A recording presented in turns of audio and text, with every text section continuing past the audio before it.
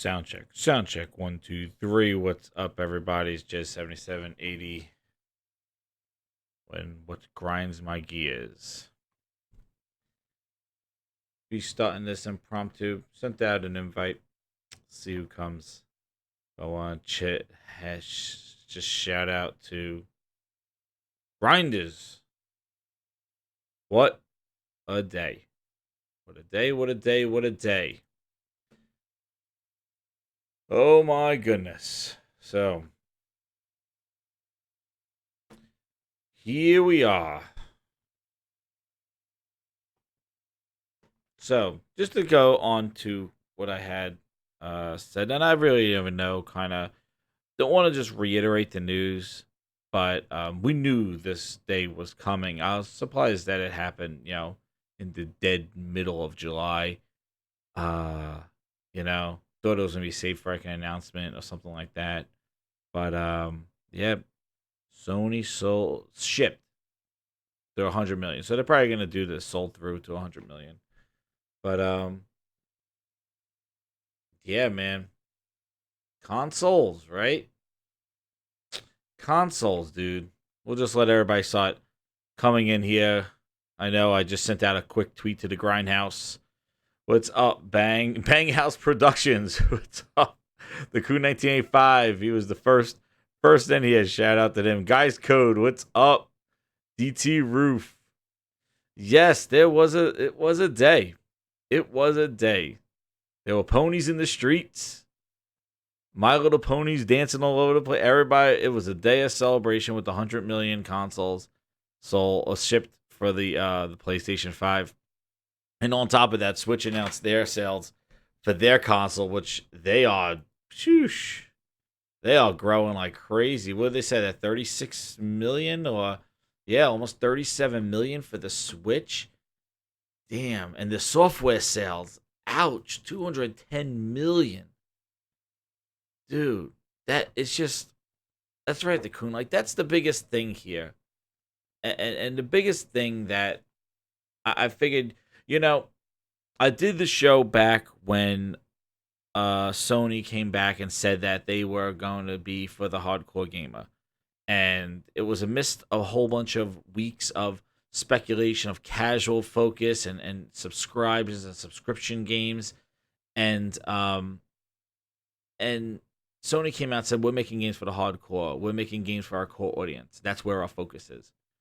And the fact that they did that, it was like a breath of fresh air, And I do say that and just like Guys Code said, like consoles were supposed to die in 2013. Like as we end every generation for the last generation, was that it was all about Angry Birds and mobile gaming, and they felt that like consoles were gonna die. Like there's less big budget games and more of these mobile little games, and consoles were gonna die, and everything was going to phones and tablets, and a lot of the console manufacturers, such as Xbox and PlayStation, both like kind of embraced this tablet accessory type thing. I know Sony was trying to do with their with their remote play and things like that to their phones, and still trying to do something like that.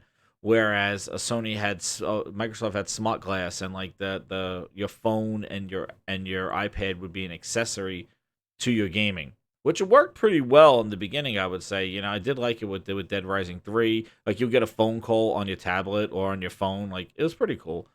But again, as with a lot of the features that Microsoft implemented early on, which were very exciting, and that's one thing. When the Xbox One announced, it was pretty ambitious. I know they got hit with a lot of DRM crap and the messaging was horrible, but a lot of their things, such as Snap, such as speaking to your console, such as like Xbox Record that, and things along those lines, were very kind of different, and it gave it its identity. And slowly over the years, we have experienced that they have removed a lot of those features, and also removed their games as well, apparently. Uh, but the thing is that consoles were supposed to be on their last leg. Why did they exist? I remember when the Ouya was announced, and everybody thought Ouya was going to be disruptive to the console because it's a low entry Android gaming console. The Ouya. It was brought up in competition speak, right? They would ask an Xbox and Sony, what are you going to do about the Ouya? It's like, hello, cutie pie. One of us is in deep trouble. they thought Ouya was going to just like mess up everything. But nah. Came and went. And what happened was, and as we see today at this milestone, I really think we need to stay here today as the Grindhouse and congratulate Sony and Nintendo for pushing the consoles and ensuring the consoles still have a purpose here, because Microsoft is going in a different direction. Microsoft is still making consoles, but they also made Windows Phone for a couple of years and said they were supporting it, and that died. Like, Microsoft's not going to kill the console, but everything they say, everything they do, everything that is, like, this is not hyperbole. This is not people making up false stories. Microsoft's interviews, Microsoft's motives are not with the console's best interest. The consoles to satisfy a hardcore group of gamers that have built in an ecosystem. That's where they want those personnel to buy. Like Phil said, they're the person that spends the most and plays the most. So he wants to give them the power or give them the console and keep that market. The thing is that he sees that market to grow because they want to take that market and have those guys go expand, play games on the go on their phone, buy PCs. They want those people to grow. So they're trying to take their core audience and try to stretch them out thin. And all the core audience wants to do is just give me something from my core platform, like what I am. Like, those other options are nice. The problem is that they were presented as options, but they really is the message that Microsoft. And you want to know what, Sizzle? I think that's a great idea. You know, if you guys want to ask a bunch of questions, let's go. You know about my history. You know what what happened to me, and like, you know what I've like went through, all the different Microsoft products and stuff like that. So I've seen this narrative before. But if you guys have questions, because there's a lot of stuff going on there. I was in Twitter, joking around about all this stuff and about how Sony and Nintendo are announcing amazing sales and profits and revenue and success with the console at the front and center, and amazing games and software attachment rates and all that stuff that matters to us. Right? Yeah, I'm going to be the best man. I'll trip him at the altar. That's what I'll do. I'll trip him at the altar. That's right. The thing is that that's the stuff that matters, because that's the stuff that developers see and developers want to get excited about developing and investigate about. Microsoft is flying solo in their own thing. Like, they are trying to have their cake and eat it too. And I think, Rand and Jez Gordon, I think those guys are like, they kind of say like they want to have their cake and eat it too. What's up, Plays United? How you guys doing? The Almighty, what's up? How you doing? Yeah, and that's very impatient. Like, yeah, Sony and Nintendo are having record sales and profits on consoles. Meanwhile, Microsoft is trying to tell us that consoles are dying and streaming is the future. Yeah, and not necessarily consoles are dying, but consoles are not their focus. Consoles is not the business. And my my tweet today that took off, and I thank you, Grinders, is right here of the Phil Spencer interview. That Phil Spencer interview where he basically said, like, Xbox is profitable, right? Let's hear it. It's growing. Is it profitable today? Yeah. When was it profitable? When did it become profitable? I don't know. Like, I'd have to go back and look at it has been a good business. I ask you that because people speculate on that, on the profitability of the Xbox business. We've said before the Xbox business is a profitable business. But you never said really when or when. And, it's always I'd always have to in go coded terms. Like, yeah, it was profitable. Yeah, the Xbox business has continued to grow. We continue to invest in it. I would say it's not a business that we try to maximize the profitability. We see it as a growth business Well, that was inside a the very company. startup-y way of explaining But you things. need to be there. Like we're not. You see? And then he answered this question. We know this infamous quote. Xbox One X is the most important? No. Yeah. So one of the things that I wanted to just point out in this is the fact is when he basically gets he sidetracks and doesn't say that it's profitable. Instead, what he says that it's more of a growing business. Like we want to grow the Xbox. And what the guy says is that's very kind of startup-y. Watch. Listen to this. Profitable today? Yeah, it's not a business that we try to maximize the profitability. We see it as a growth business Well, that was inside the very company. startup-y way of explaining But things. you need to be there. Like we're not. It's a very startup-y way of explaining things, he says. Like we just look at it as a growth business, which means is basically you're starting at zero, right? So what happens, and you know, I'm not no MBA here. Like where's my thing? I'm not, you know, I'm not no MBA here. What do you mean I'm not an expert? You know, but what he's trying to say in startup-y is basically saying like if you just start something, you just want it to grow, right? You want it to grow, then you want to profit. So what he's saying, like, well, it's more of a growth business, and he's like, that sounds very startup-y, you know? And you know, basically, it's really along the lines of just kind of twisting the answer. Like Xbox is not profitable, and what he says, the reason why I asked that question is because there's speculation that you are not profiting from Xbox. You know, and yeah, I gotta start making some mods for you guys. You know, you guys come in here all the time. I appreciate it. I gotta do some mods here. But yeah, anyway, I'm gonna do that just so you guys have that.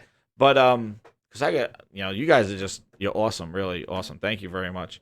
Come here. I know you come for the grinds board, and you come here for the goodness. My ass hurts just watching this. I don't play this game.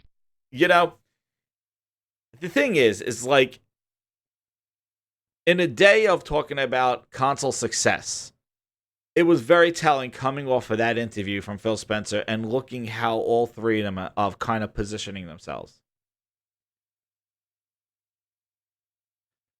And the fact is like hearing Phil Spencer kind of going, like avoiding that if Xbox is profitable, it kind of supports this whole thing. Like, you see why it's not the focus of their business. They're trying to find a way to establish gaming in a different manner. And the frustrating thing, I think, to a lot of fans, I know the Grindhouse, but primarily, but also you guys in the chat, but also a lot of people on Twitter, a lot of hardcore Xbox fans, like I was, like a hardcore fans, are kind of just fed up because they're being told to wait. They bought studios, games are coming. The problem is that waiting sucks. And also, you're expected to buy more hardware while you wait.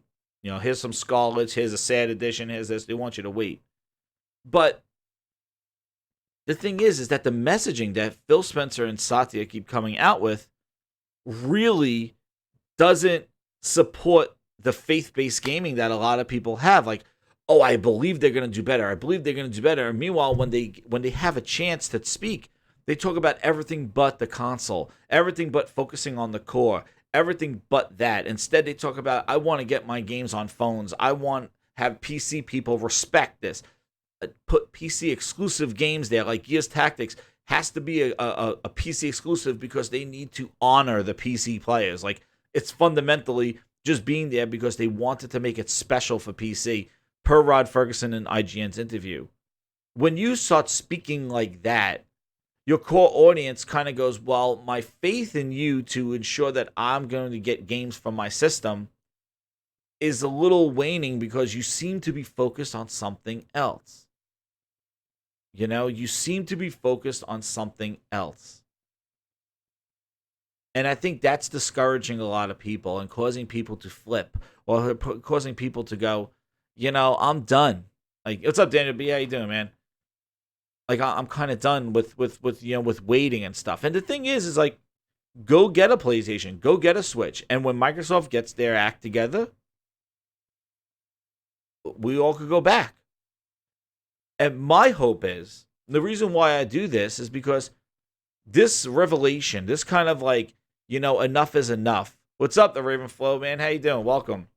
You know, this whole like enough is enough thing really is just, I really am not excited about the direction that they're going into.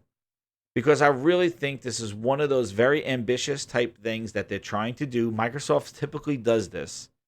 That they do a lot of these ambitious things like Cortana, like Connect, like Snap. And then what happens is that they pursue an audience that really,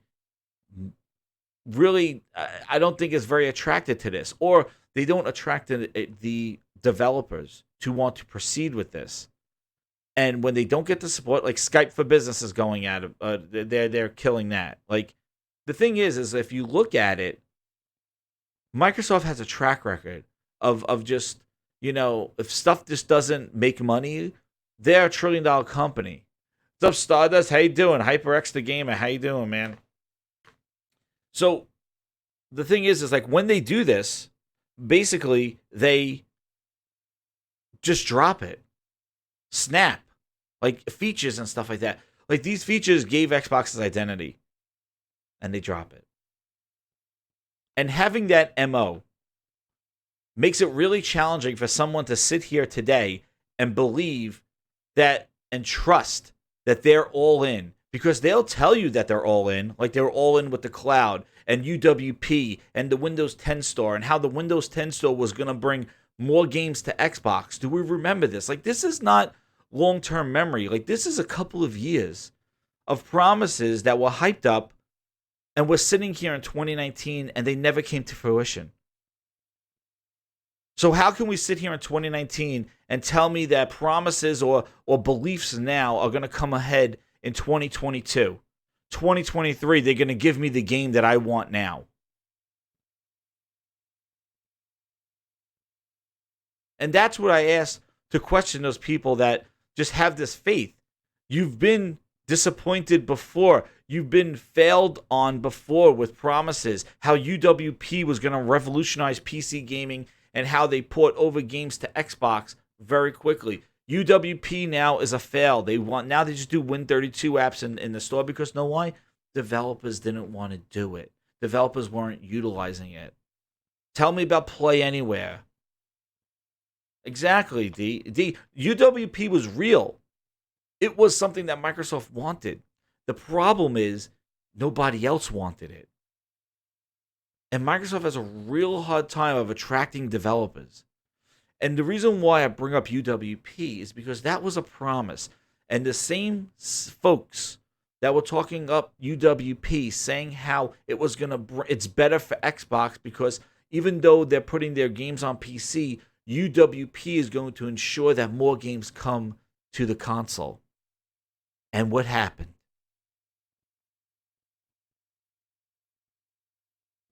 Nothing. Good riddance to bad rubbish.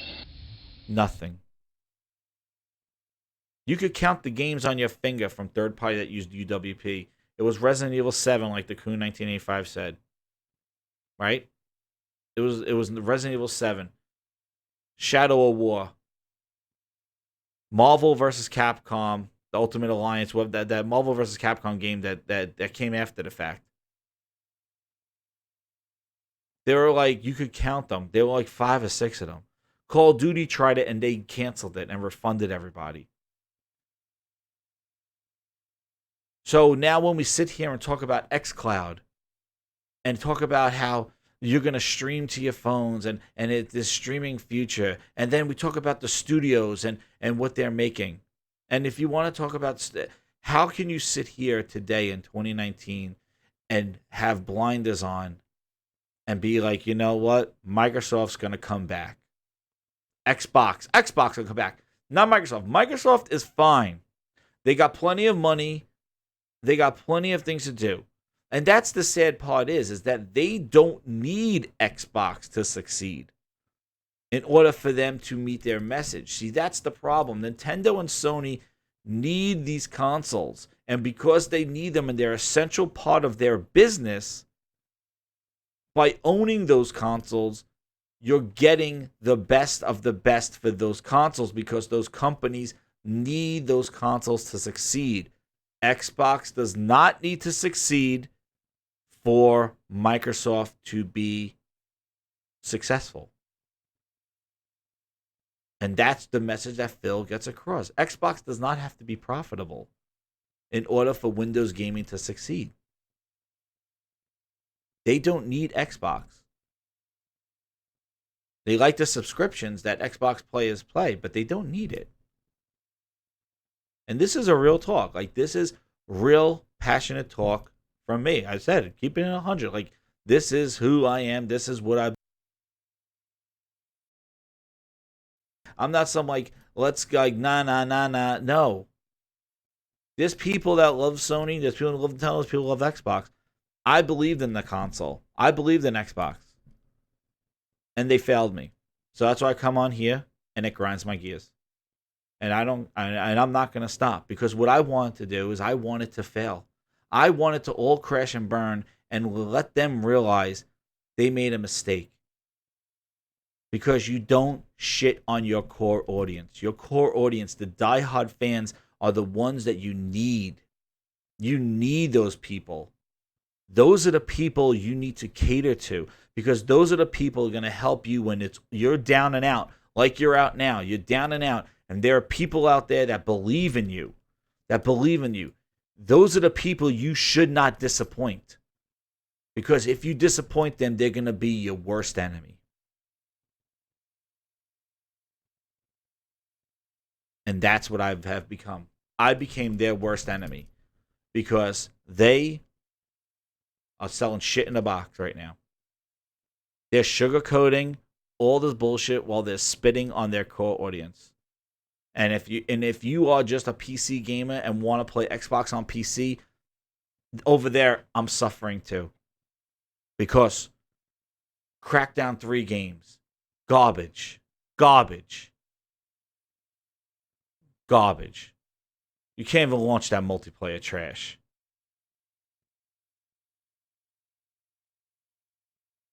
You can't. Like, the quality of games, Phil admitted it in that interview, has been poor, has been bad. Maybe they're fun. Not saying they're bad to everybody, but they've been bad. And he admitted that. He knows that quality. He shipped that game. They were talking Crackdown wants to have a seat next to Halo and Gears.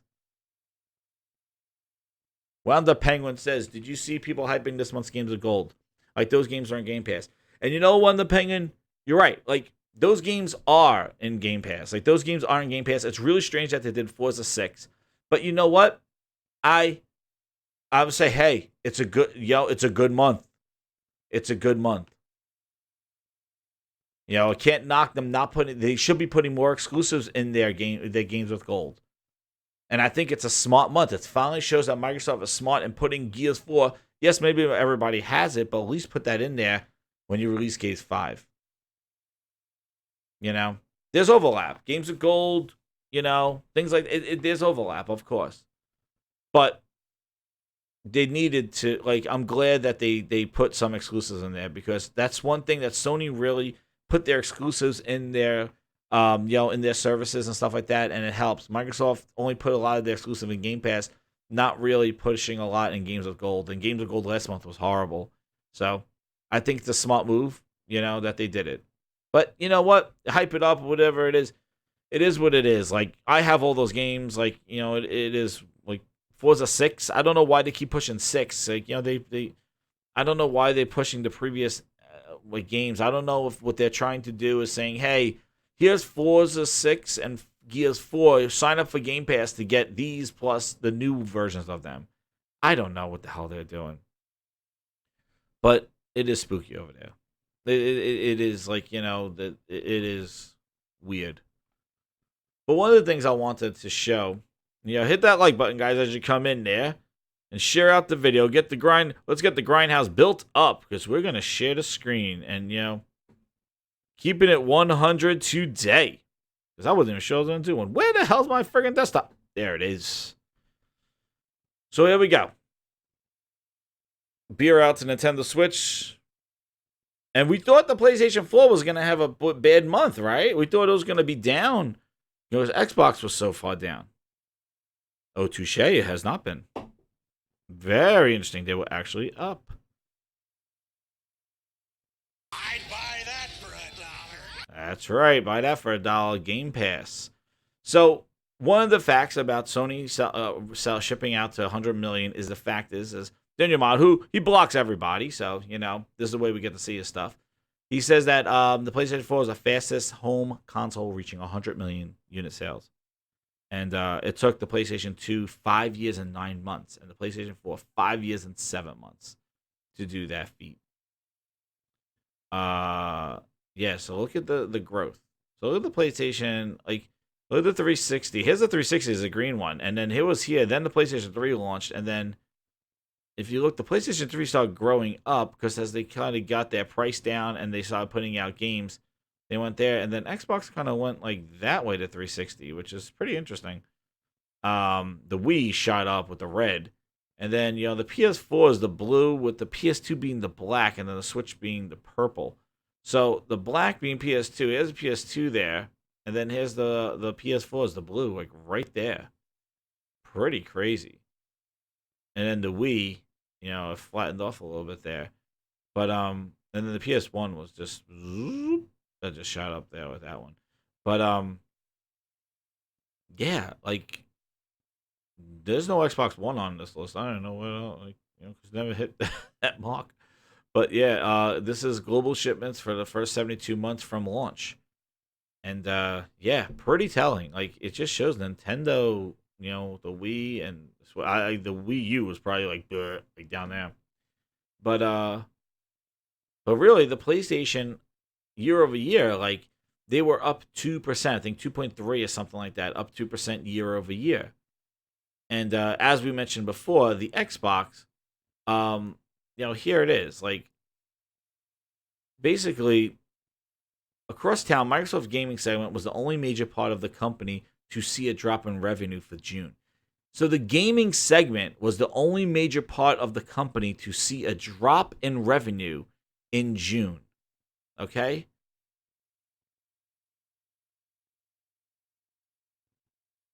This unit, including Xbox hardware, Xbox Live subscriptions, and gaming revenue, declined 10% year over year to $2 billion in the quarter, due largely to a 48% drop in Xbox hardware sales.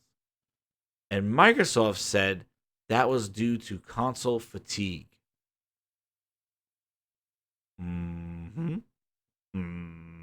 Yeah, console fatigue.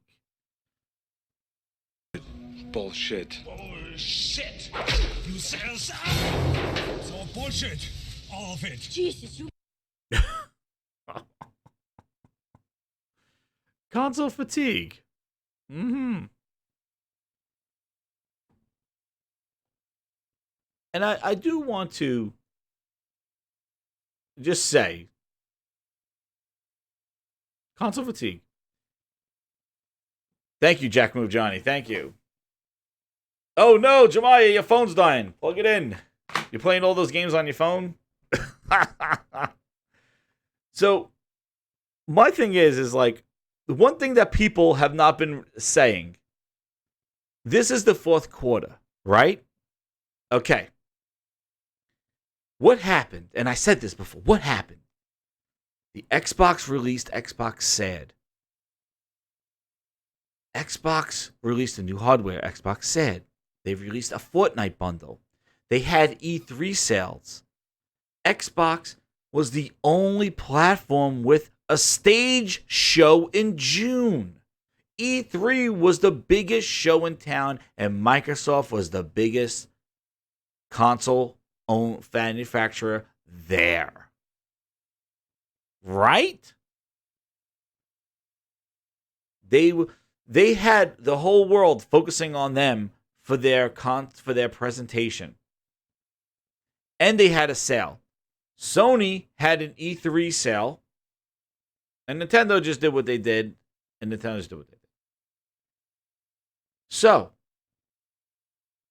E3 didn't move the needle at all to help Microsoft do anything. They had their worst month in hardware sales when they had the E3 stage. You know? When you're supposed to get people excited to buy your console. And that's why you saw a lot of people after E3 going, I'm done. Like, that E3 sucked. Like, that sucked, that E3, you know? It didn't do anything. And obviously it didn't. They didn't excite anybody with that E3 to get them to go out there and go buy an Xbox. The Xbox One was on sale for $400. The One X, was $400. They had a Fortnite bundle. They had an all-digital console just announced 2 months ago that was released in April. All that happened in the quarter that they dropped 48%. Sony was not on stage at E3, had no presence. All they did was announce Death Stranding, which is big news, I admit, but like they just announced Death Stranding, and they basically either flatlined and went up a little 2%. We're not doing anything. Not doing anything. Sony did that during that quarter. Now, is it because Microsoft announced Scarlet at E3 that people just, But I recall when Xbox did the S and the X, the S didn't, the X didn't affect the sales of the S. Like, the S sold. That was like when the last time they won NPD was with the S.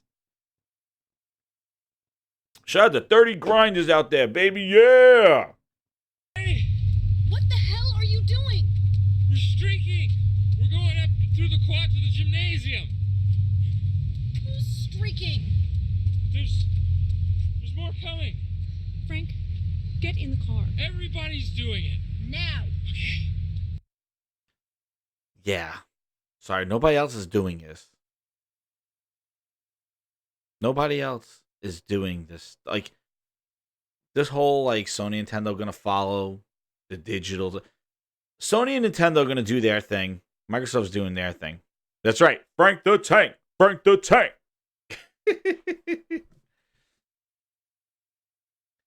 They're going to do their thing. And their thing right now is phones and PC and getting their games. And the thing is, Microsoft can't. People like the game. What games? And I said this last night on for the Players podcast. Shout out to Sick Human and the team, the guys over there, Big Money and Cyber. I said this yesterday. The thing is if you Crackdown 3 was everywhere. It was on PC, 700 million. Windows 10 devices. It was on the 45 or whatever million Xbox consoles. X, S's, OG Xbox Ones.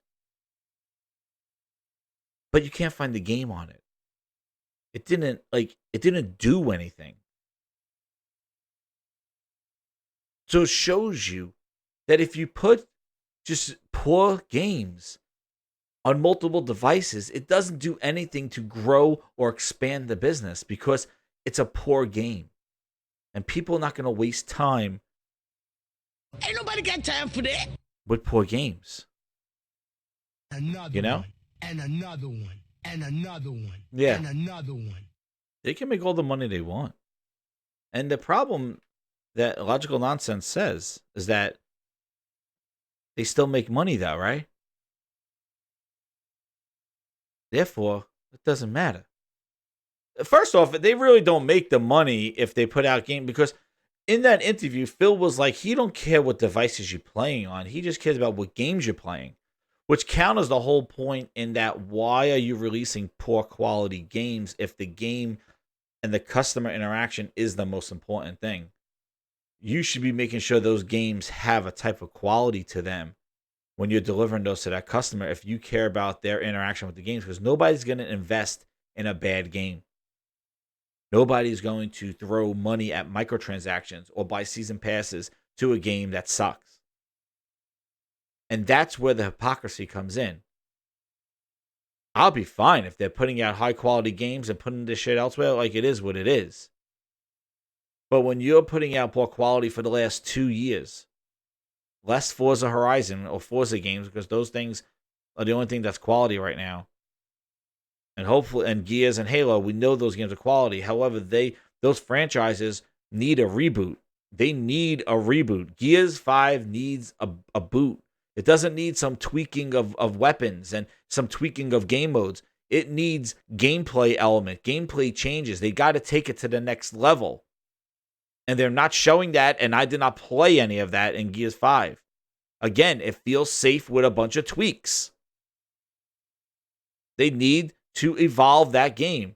Destructible cover, maybe destructible like buildings, things that change the map, add a drone. I don't know. I was hearing some other guy talking about Gears of the history. I forgot. I remember when they added Capture the Flag to Gears, it was a guy, an AI running around with a shotgun that you had to get him and carry him back to your base. Like, Gears was friggin' crazy. They did some crazy things in Gears. I'm not seeing those kind of innovations with this, and it seems like it's more geared to having people who, what is this Gears of War? Let me click on it. Oh, I'm shooting guys. Oh, look, I downed him with this gun. You know? And really, you know, like, really, like, that's, you're catering to the casuals. Like, you know, and I think they evolved that in the next Gears 3, where then they made a guy on the other person's team the flag. So you had to go hunt that guy down and take him back. Like, well, maybe they put those game modes back, but they were interesting. But even that we need gameplay elements, like AI running with multiplayer. Like, you know, maybe Horde mode has that. Yes, they're adding Jackbot, you know, now you can do, and Cliff, and you're right, Raven, you know what? I do think that it was Cliff. I do think Cliffy had that kind of thing. Like Cliffy, I think the chainsaw gun and a lot of that stuff was Cliffy B. I do agree. I was thinking that my same thing, Raven. I was thinking the same thing. I was like, yeah, you know what? I do think that Cliffy, you know, took a lot of Gears with him. Oh, what the hell's going on my stream? I do feel that, you know, I do think that some of the Gears went with Cliffy. You know, it's yeah, because I just don't know if Rod has that kind of like you know, that gusto that to bring to the Gears, and I don't know if he, and you know what too? What's up, Twisted Sync? How you doing, man? And The Last of Us is here. What's up? How you doing? He says Microsoft will become this generation's Dreamcast. I don't know, man. Rod is safe. He is safe. Yeah. I do think that he's a little too safe, and I do think that you know, I do think that they better stop talking like about how ambitious and how incredible, or like, you know, this stuff is without showing it, like how ambitious the thing. Yeah, and I don't think it'll be a Dreamcast. Dreamcast really was the thing. I my thing is I feel that if you follow the model of, yes, Dreamcast had amazing games, but it's just Sega could not fund that thing. But yes, Dreamcast had incredible games, and also, yeah, Dreamcast was really great. But it's nice to see the console. And the thing is that I would believe about Stadia and xCloud, and you know, if that's where we would go, and if Nintendo and Sony were struggling. You know, if Nintendo and Sony were struggling, I could see the whole push to this mobile, the streaming, this accessibility like that way. But the problem is that Nintendo and Sony are doing the best they've ever done. Oh, Wanda Penguin says maybe they're not showing campaign, so people get Game Pass instead of buying Gears 5. It's cheaper. Yeah, they're pushing that Game Pass. I don't know what kind of underlying things that they really want to do with that Game Pass, but I do feel that Game Pass subscriptions is the heart and soul right now of Xbox and Phil Spencer.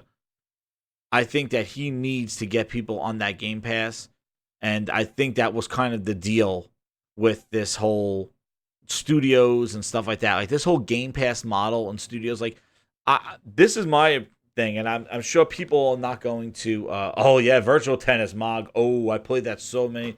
Man, Nada. I was like Nada all the time. Nadia was Nada. Nadia, man.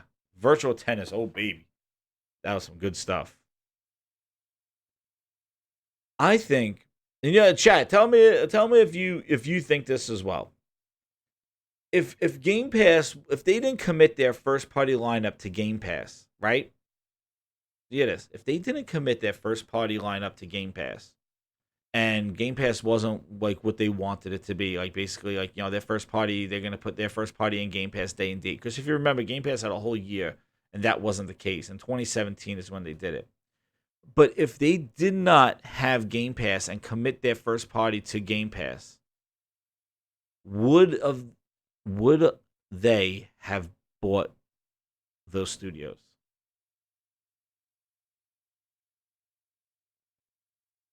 So I'll say it again, like if Game Pass, if they did not commit they did not commit their first party to Game Pass, would they have bought in those studios? Have bought those studios? I asked you to chat this one. I want to ask you a bunch of questions, and I want to have them answered immediately.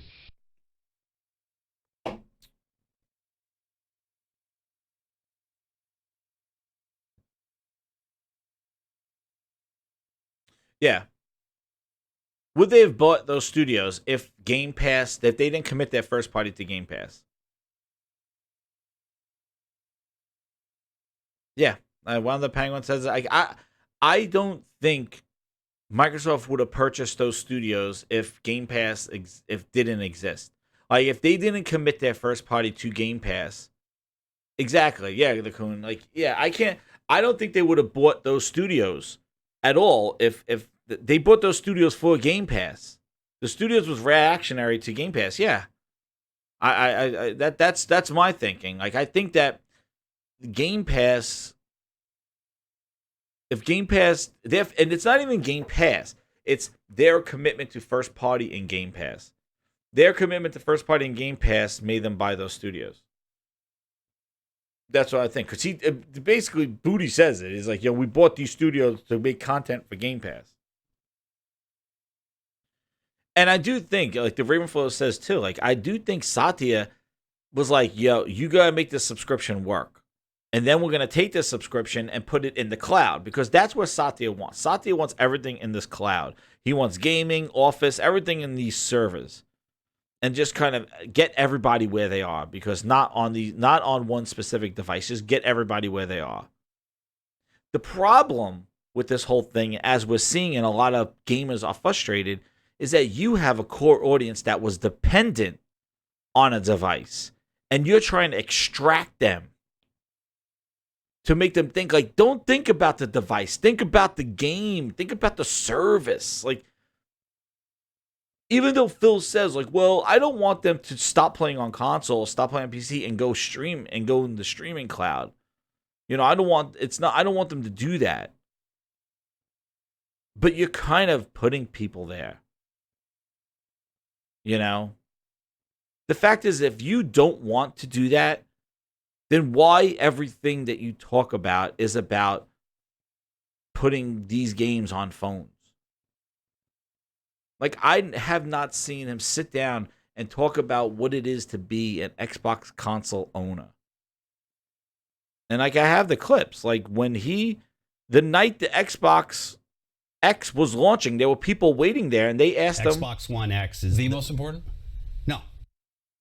And then, when they started announcing playing with crossplay and PC and their games going to PC at E3. All right, so let's say that hypothetically I'm still an Xbox 360 owner. Yeah.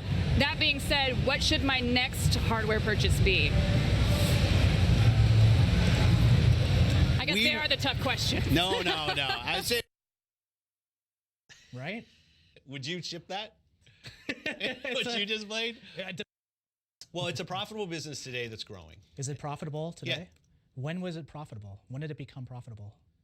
I mean, I don't know. All right, so let's say that hypothetically I'm still an Xbox 360 owner. Yeah. That being said, what should my next hardware purchase be? I guess they are the tough questions. This has been going on for years. This is not just one day in Phil's life. This has been going on since 2016, 2017. Ever since that he started talking about PC and now cloud. When everybody asks him about the console, he's like,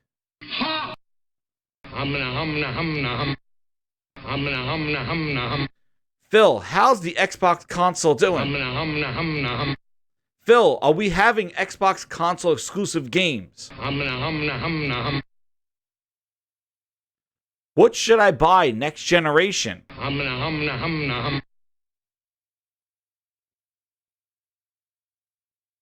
Why should I buy the Xbox console and pay for Xbox Live when it's free on the Switch, on PC? What the fuck?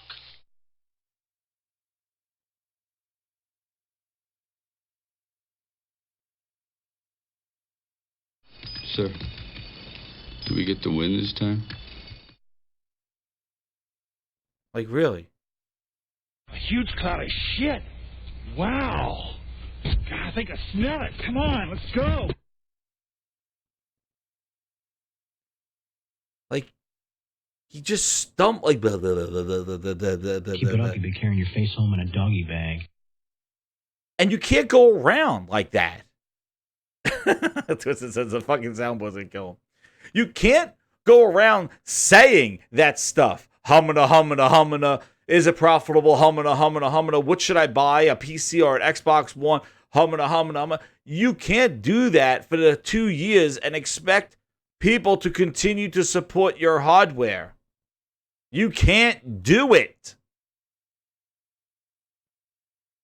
So why you sit here and deny this is not, I don't have a fucking Phil Spencer puppet right here. This is what he's saying. You can't go around talking like that. Oh, look who it is. Smooth. He's back.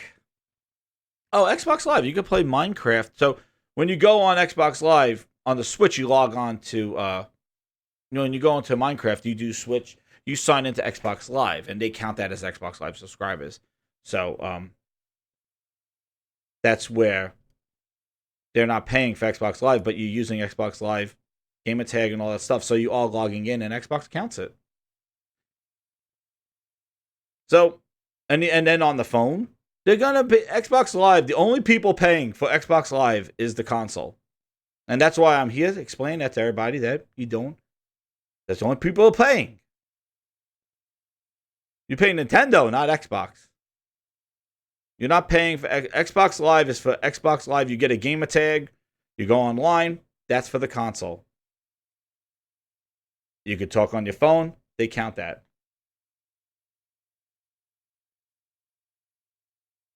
So, good buddy Phil wants to make sure everybody else succeeds.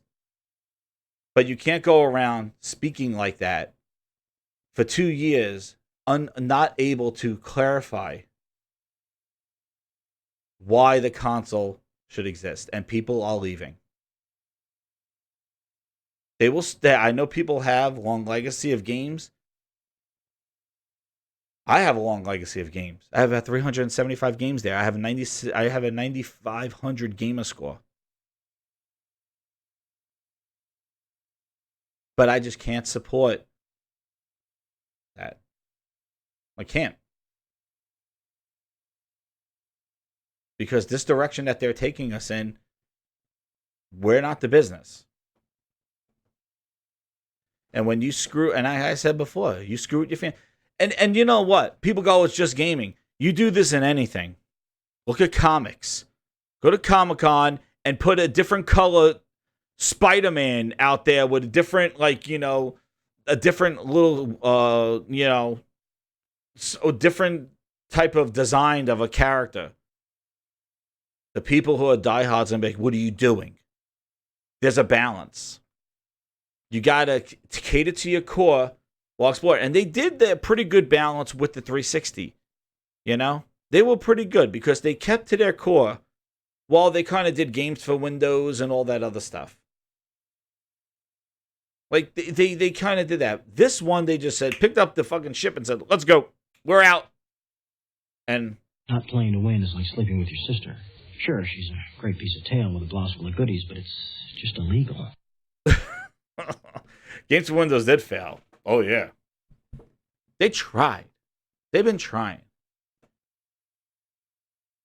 And the most frustrating thing is that they spent years trying to establish themselves as a legitimate console.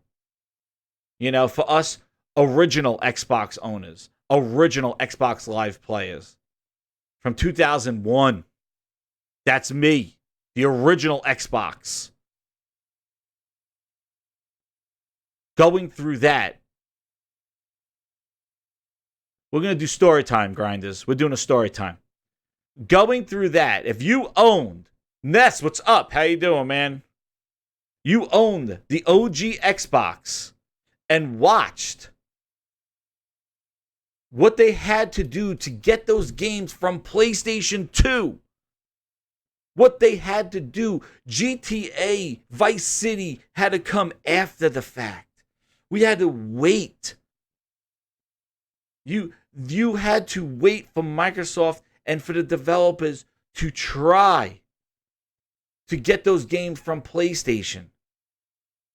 You had to sit there and wait as an Xbox to have Microsoft legitimize itself as a console. Right. Then come out a year before the PlayStation 3 to get to 10 million sales. And then Steve Ballmer, as I posted on Twitter, said they wanted to beat Sony. Not just beat Sony in the US or in Europe. They wanted to beat Sony in Japan. And that's it. I don't want to hear nothing else. He wanted to beat Sony in its home country. That's how ambitious the 360 was. They made it with that concave look. They made it a white console to fit into a modern room and you know, it's not looking like a VCR box. All to appease. They pulled the brick out of the console to make it slim looking, to fit into a Japanese home. It was all done to try to get traction in Japan. They spent so much money and so much time that the interviewer, what's up, Glorious War? How you doing, man? They spent so much effort and marketing to legitimize why Microsoft created a console. And then now here we are in 2019, and it's all for naught. They've taken all that hope, all that faith, all that energy, all that marketing for all those years to turn it on its head and be like, we were motherfucking PC all along, bitches. That's where the money is. The phone. Oh, yeah, PC was where. Like, really? Oh, shit. That work, man. Yes, they were all exclusive that era. And yeah, they put some games on PC. They dabbled. Shadowrun. They dabbled. But they spent so much time and marketing to make sure that they were the dominant console, just to flip the script at the end of the Xbox One generation, near the middle of it, just to be like, yo, we're going, like, why do we even do the console? Console's not the business. And that's what the interviewer said in this thing. What's up, Dax? How you doing? Do you pay money to watch me interview Phil? The thing is like, if you look, he goes, And I have him here.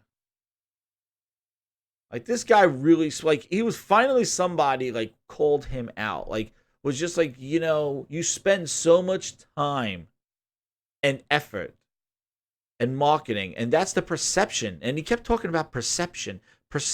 And we think Twitter is a microcosm, and it is a small thing. But it is social media, and social media does have influences. All right? You can get influence on social media, and a lot of companies use social media as a gauge on how the business is perceived and how the business is viewed, And he knows. He said it during the interview. He goes, I hear people doing this.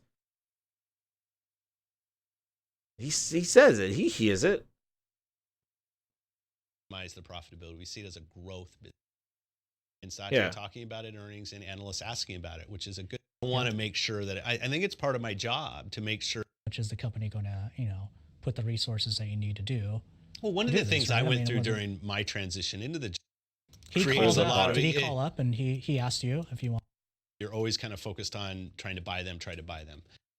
He was talking about the things we build. I want to get into the part. The people there are trying to do the best job to deliver the right experience to their customers. I understand why it can be shocking. I can also understand the way that you view it. We have Minecraft. I heard there's too much crap. Want to change the font size a little bit.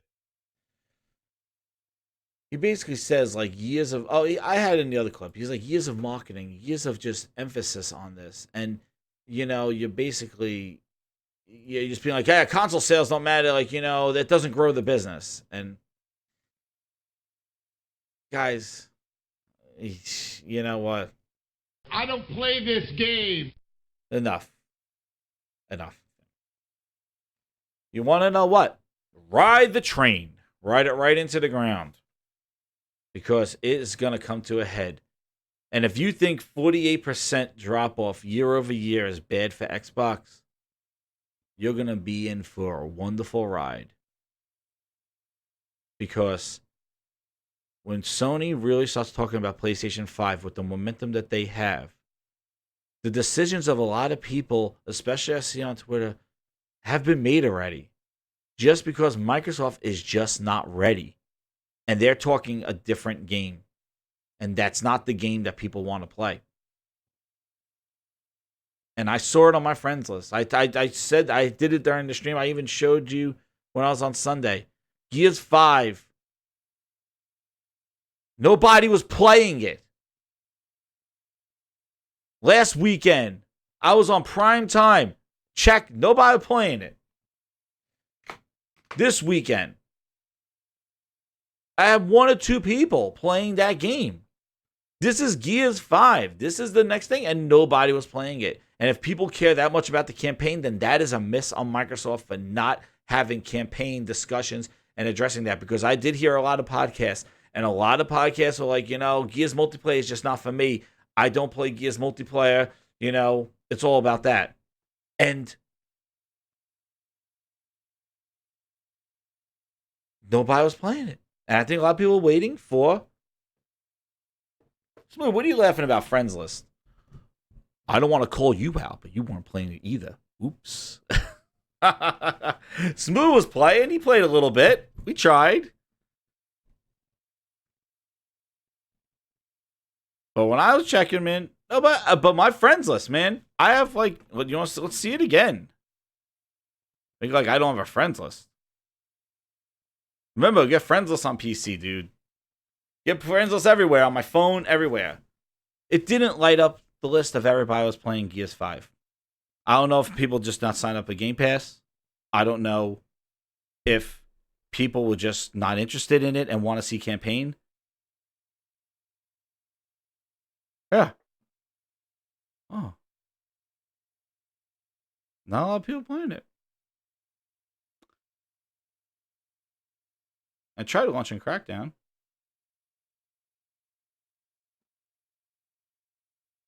I don't know, man. Don't know. Oh, Phil Spencer's playing Dead by Daylight. Good job, Phil. But yeah, like, it just didn't light up the friends list as I thought it would. It's Gears. Like, I thought everybody would be playing it. But who knows? Yes, I saw that. Your bar just joined on DX. I was listening when he joined. He just did that. It was pretty funny. He joined on DX podcast. Yep. And maybe he'll be a panel member. He's actually going to do a Q&A in their chat or something like that. He was going to do a Q&A. Some people were apologizing to him or something like that. I think they were going at him. I have no clue, but really, like, yeah, right, Ness, you play that game. You play that friggin' Dead by Daylight. You live by that game. Yeah, he's in it right now. Go get him. Go get him. Go get him. But I don't know where we go from here. I'm hoping that Gears 5, like, I'm signed up for Game Pass for it. I have a whole bunch of Game Pass trials too. I got from PAX, so I got a bunch of those that let's see if you can use that. Yeah, Yabara was on Rand's podcast once. Yabara's been real quiet too on Twitter. He did a couple of tweets here and there, but he's been pretty quiet. You know who's been quiet too? Like, a Greenberg I saw was hyping up Gamescom, talking about there's going to be an Inside Xbox there, a special Inside Xbox at Gamescom, which I'm sure there's going to be a lot of speculation as to what Microsoft is going to show at Gamescom. I don't think they're going to reveal Fable at Gamescom during an Inside Xbox with Grand Boys. Like, my ass hurts just watching this. I don't know if that's where they're gonna do it, but yeah, I know D. Yeah, he sponsors them. Yeah, the thing is, my personal take on the whole, like, interaction, I value that a lot when they would interact with the community. I liked it, what Major Nelson used to do, and how that they were more personable and, definitely revealed more news and seemed like they spoke to the people, as opposed to Sony, who was just really didn't do that. And I respected that. And I thought, and even too, with the evolution of the Xbox dashboard, with the interactivity, thinking that, kind of giving this notion that they're listening to feedback, and the feedback, you do feel that you're connected more with them than with, like, a Sony or Nintendo. The issue that I had is that all of a sudden, over the last few years, that kind of inactivity turned into idolization, and a reason for excuses. And that's where I'm like, now these guys are, and then also seeing them kind of get involved into the fan things and stuff like that, where I'm like, I don't know. I know that's their job, but I saw that, there were compromises being done because these guys were being friendly. And I was like, it's not about the games. It's not about what Microsoft's been delivering for us and what we need and what we want. It's basically, turning into this kind of like, hey, you wash my back, I wash yours, and, you don't talk bad about me, I'm good on you. Like, real, like, kind of weird, shady kind of mafia shit. And I just was not into that. Because that's I'm not paying to talk to Yabara. I'm investing I'm a consumer. I'm investing in a product to play. So when that thing turned into that, it's kind of getting a little crazy now, where these people are basically, doing that. So I don't know. Like, it is what it is. I'm glad he supports the channels. Like, I remember when Phil Spencer went on Tick Podcast. Like, I remember that. He was like one of the first podcasts that he went on was Tick Podcast. And they got, the shout out to the guys at Tick and Cal and stuff. Those guys do a great job. And Phil Spencer went on there for the first time. And I remember them, like, Major Nelson was like kind of a little ticked off. Like, he's like, hey, he didn't go on Major Nelson and said he went on a community podcast. And they didn't have like 5,000 subscribers or anything like that. They were kind of small at the time. And Phil went on there and answered questions and stuff. And I thought that was really cool. And Phil is a good spokesperson. It's just that I think his welcome is worn out. I don't know if he just has to make excuses now because he knows in his heart of hearts that there is nothing. And like I said in the other show, that the way he spoke in that interview, you know, the way he spoke in that interview, he seemed like he didn't have anything. And it seemed like, you know, every time he was asked about competition, he was saying, well, they have to fail. Like, why do we want people want the competition, like Sony to fail so I look good? And I'm just like, no, Sony does good, you do better, you know? And he met that interviewer, right? You know, I know. Ravenfly, I totally agree. That reporter said what we wanted to say. Like when he was saying, like, I go to my friend's house and, you know, they have a PlayStation and I have an Xbox, and it's like, you know, and he felt like, wow, when Satya was shaking hands with the CEO of Sony, and like, you know, that was like, whoa. And Phil Spencer was like, what picture are you talking about? And he's like, the picture of Satya and them. I'm like, whoa. He's like, well, why does that shock you? Like, Sony, we're the biggest publisher on PlayStation with Minecraft. And it's like, and he's like, yeah, I see how you see it with Minecraft, but like, you know, this Minecraft thing has to go. You can't drag on Minecraft for years. Then when he said, the interviewer said, and I'm sorry I don't have it queued up, but like, the thing is the reason why I come to this interview is because this interview really addressed some of the concerns that we've been having on all these podcasts, and a lot of people on social media had, you know, just saying, Phil, exclusive content, games, competition, why are we not doing this? And he couldn't have real good answers for it. And one of the ones was about the whole, like, I'm surprised people didn't pick apart the whole. Give that to him. I don't want to take anything away. Game yeah, take it away. Playing Fortnite, Minecraft, whatever. Where is it? The way the gaming, if you're just trying to look at how you take a business and maximize the profitability, you wouldn't be investing in the way that we are. And we've been adding studios, we've been investing in xCloud. You see these things, and these things cost capital to go invest in. But at the same time, the business continues to grow. It's a healthy business, and it's a business that, like I said, continues to grow into being a more and more meaningful part of Microsoft's business, in a way that has Amy and Satya talking about it in earnings and analysts asking about it, which is a good thing. I think actually running a sustainable business inside the company is part of my responsibilities. The into the job was, I had a great relationship with Notch and Carl. Was a pot. Hit in the last couple of years, you'd say Fortnite. Fortnite. Was Fortnite? Where are those games going to be? You know, where is the distribution network? There it is. And where are those games going to be? You know, platforms we want to actually be part of. The adaptive controller is something that we built so that any platform. This guy didn't fall for this. I hope they all do, because it's like, it's not, you don't want to be more accessible than the other platforms. You want gaming to grow. Well, I think for sure, and I think no one's disputing that gaming is going to grow. It's just like, where are the gamers going to spend? What platform are they going to be spending their time in? I would say, what games are they going to spend their time in? And where are those games going to be? You know, where is the distribution network that, you know, like, I want to watch Game of Thrones. I'm going to see Game of Thrones. It's going to be on HBO. It's not going to be on Amazon Prime. Exclusive. It's not going to be on Netflix. It's solidly on HBO. The difference between...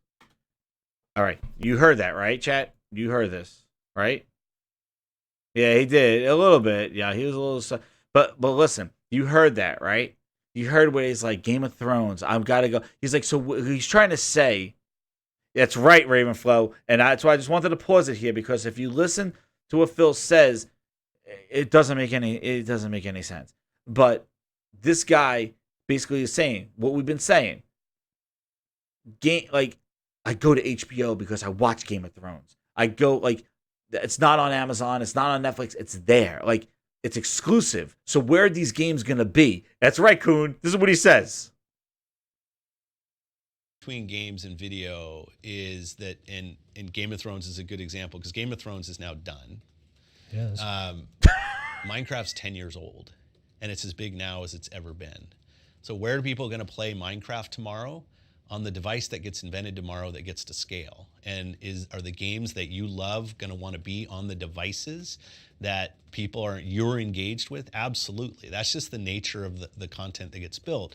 So I think what we ask ourselves is, what games are people playing today, and where do they want to go play those games?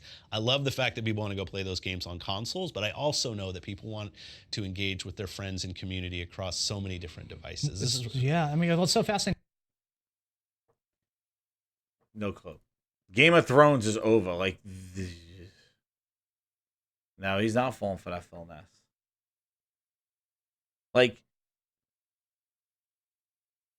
that's the key of is like, and then, so if I was that interviewer next, the question I would say to him will be like, well, you're talking about the games, but you want to know what games they're going to play.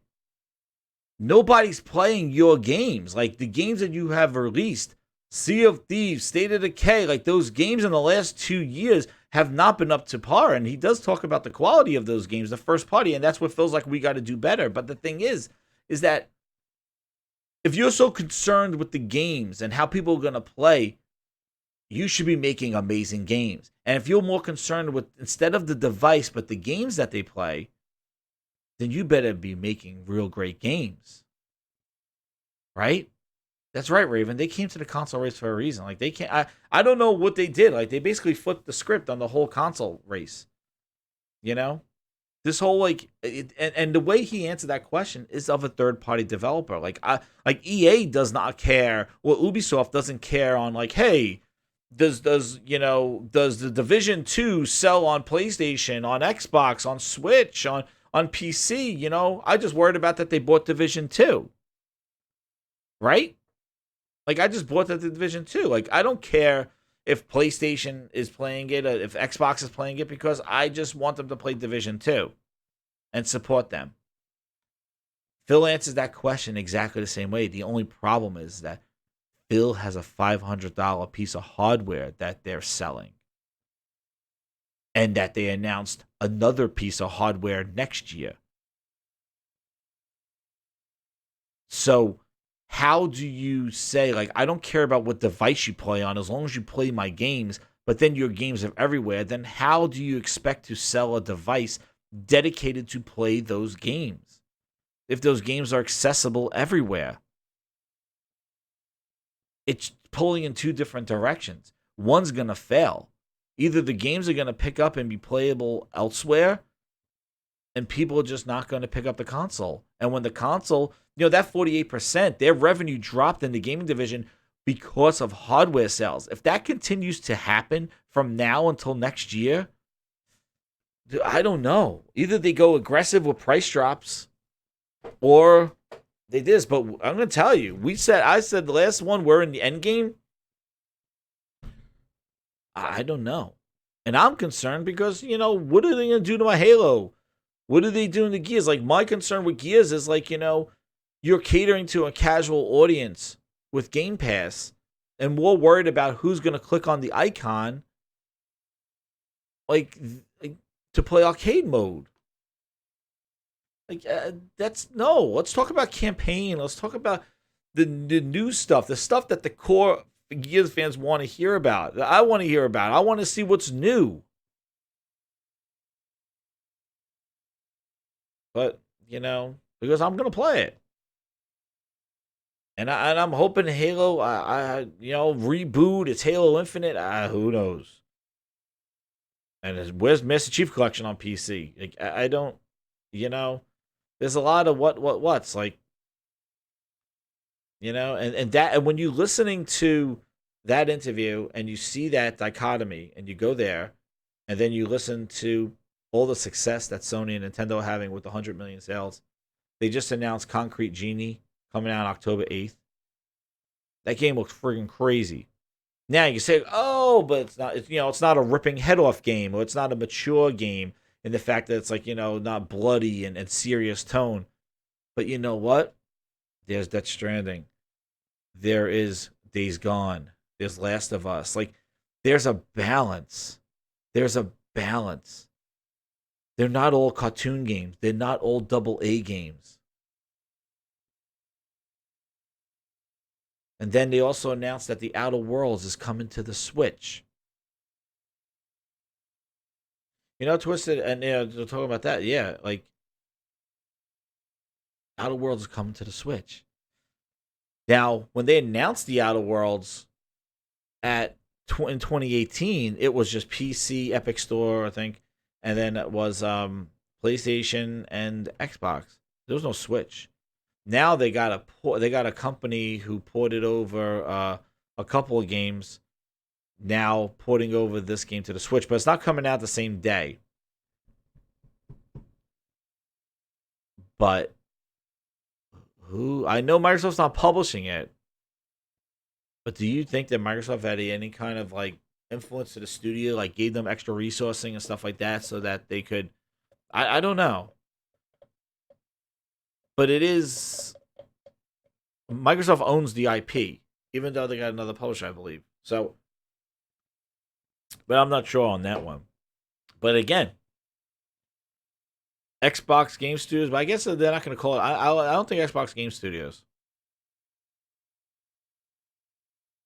I don't even know what that game's going to look like, though, on the Switch. Who knows? But, man, people won't put that stuff to the Switch, man. It's big money, big money. And that game will probably be on sale, but $30, $40. $30 or so. By the time the Switch version comes down, the Switch version will be $60. Because, everything's $60 on the Switch. Yeah, Microsoft's not publishing the port, but they are, like, there is another, they're porting it. Somebody's doing the port, but who knows? I'm sure Microsoft allowed it. You know what? It's just kind of weird. Like, we're in July. The game was announced in October, and in July, after Microsoft had already bought Obsidian and the ink is wet, is signed, and all that other stuff, end of last year, like, in July, we're talking about a Switch port of Outer Worlds, It's kind of strange. When it was announced, there was no Switch involved. But now we're in July, and Switch version's announced before the game even came out. Kind of strange, but, it's just weird. And a lot of those games are the studios that they purchased. Wow. Mog says that Sony's projected to sell 15 million consoles this year. Dude, they got the game. Like, they are like I said, they're firing on all cylinders. Like, the momentum that they are carrying this year, next year, before the PlayStation 5 is even an official thing. I've never seen, I've never seen domination, I think, before, since, like, the PlayStation 2. Like, the PlayStation 2 was just there. Oh, he answered the question. What did he say? Ybarra said everything about Outer Worlds is before the purchase. He answered it on the X tonight.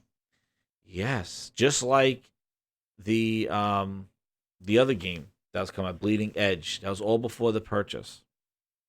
It has nothing to do with Microsoft. Thanks, Strap.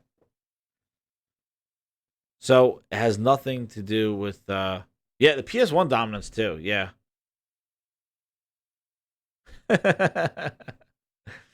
Yeah, hey man, D, you know what, dude? He sponsors that channel. That channel's been bought. It's been bought. Yeah, you know what? I don't know. Who knows about Outer Worlds? Will sell best, where it's gonna be. Let's see. Where it goes. Let's see what kind of game it is first. I heard it's like Fallout, but not really as big as a Fallout. More of like let's see how this thing goes. It looks pretty cool. I'm interested in it, definitely. Probably gonna try it in Game Pass, definitely. Use Game Pass to do that rather than paying $60 yet and wait. But we know. No, the thing is too is the attachment rates, which is something we really didn't talk about. Also, too, I think the other thing was that the Sony had like the highest in digital. Like digital, like was like over 50%. I think it was majority, like 70% digital sales, which goes along the lines of like really locking people into those ecosystems with the digital. And and that's what I said, when people think the next generation is going to reset, we're just going to forget about the Xbox One and Microsoft's going to start with a clean slate. No, man. Everybody's coming with that's why Xbox guys that have like 500 games are probably either going to keep the X or buy an X cheap and then maybe experience new stuff on PlayStation, or they'll just buy another Xbox.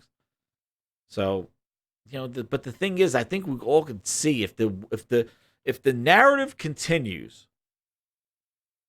if it continues for the next year or so, like it has been for the last 2 years, the momentum that Microsoft has going into next generation is going to be the worst.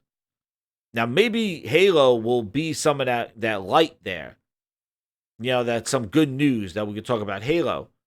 But otherwise, like the Scarlet, like there's no Scarlet exclusives. If everything's coming out on Scarlet, it's coming out on Xbox. Like, and it also depends too on how Sony presents the PlayStation 5. If Sony basically just says like, hey, everything on PlayStation 5 is just better than PlayStation 4 and there's no PlayStation 5 exclusives, then, I could see maybe the migration of PlayStation 5 being a little slower. But I think because Sony's been so quiet, I think they're going to announce games, maybe one of those games at launch, like, maybe Horizon 2 at launch or something like that, or Gran Turismo, 7 at launch or something like that, and then show like the next game that will be just a PlayStation 5 exclusive. I don't know. We will see. But all I'm going to say is that when PlayStation starts talking about PlayStation 5, I'm sure they're going to put an emphasis on PlayStation Now and where it's accessible, and people are going to say, look, Sony wants you to play on phones too. But you need to understand the difference between Sony and Microsoft is that Microsoft puts all their stuff day and date where they are. They don't give any exclusivity to their console or at all. Sony's PlayStation Now service does not compete with Sony's release schedule for their console. It supplements that. PlayStation Now has older games in it. It has games that are, and their first-party games. It has older games in it. Maybe that's why it's not as compelling as Game Pass right now. But the thing is that games are not competing with, it's not competing with The Last of Us 2. Last of Us 2 is not going to be in PlayStation Now day and date, unless they do it. And then we're all, then it's all subscriptions. Here we go. And it's going to be about content. So let's see if Sony goes that way. If they have their PlayStation Now Plus, something like EA Access. But the thing is that as we've seen with Xbox, you're gonna have to make some caveats when you put your game in a subscription service day one. So we will see. Twisted says, I'm gonna go out on a limb and say GG are making 2 games right now. Who's GG? Oh, Guerrilla Games is making 2 games right now. Yeah, Sony's batting down on exclusives like that, and that's the thing, because exclusives give the identity for the console, and exclusives, not only is it that I have it and you don't, ha ha ha ha, the fact is that it's focused software development. That's the thing. When you have a console exclusive, the developers are focused on specializing and maximizing the fixed console hardware. Like if you had a game, what's up, King 405? If you have a game that's built for the Xbox One X console, it is going to maximize that. But if you have a game that's being built for the X, PC, streaming on the S, that's multi-platform development, and developers are going to have to make caveats to make sure that game runs across a span of all different types of PCs, because it's day and date. It's not that they're working on the console version and then port it over to PC. They got to work on the PC version and the Xbox version. That's the position that Microsoft has put their developers in. That's why big, huge games might be a challenge for their studios to make, because they got to be multi-platform.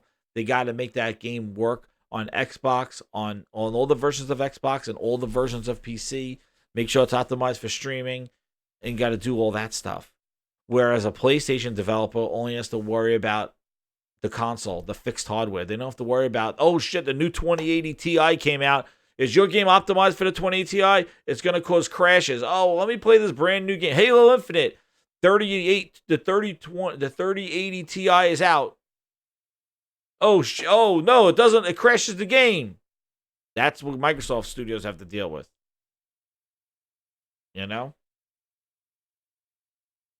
Where a console You know, when you have somebody developing for a Switch, focus on that hardware. So you get the best of that hardware. That's what that's my definition of a console. I always expect that the a console exclusive game demonstrates all the features and the power of that console, and they usually look the best and are the best.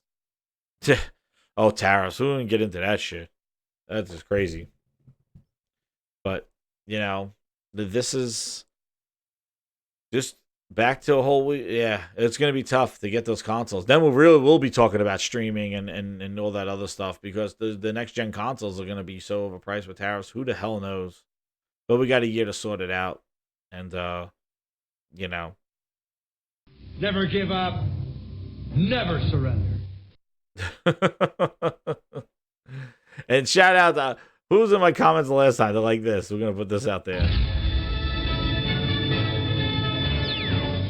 We don't know where we're gonna go, man, but it's a crazy ride. And all I gotta say is congrats to 100 million sold, and the Switch is growing. And I want to thank them for justifying that consoles are still relevant to gamers. You know, we didn't go the route of iPads and Angry Birds. You know, those are options, but consoles are doing the best they ever have been. And Microsoft really should open up an eye and double check their console and make sure that they're not just destroying the brand so much.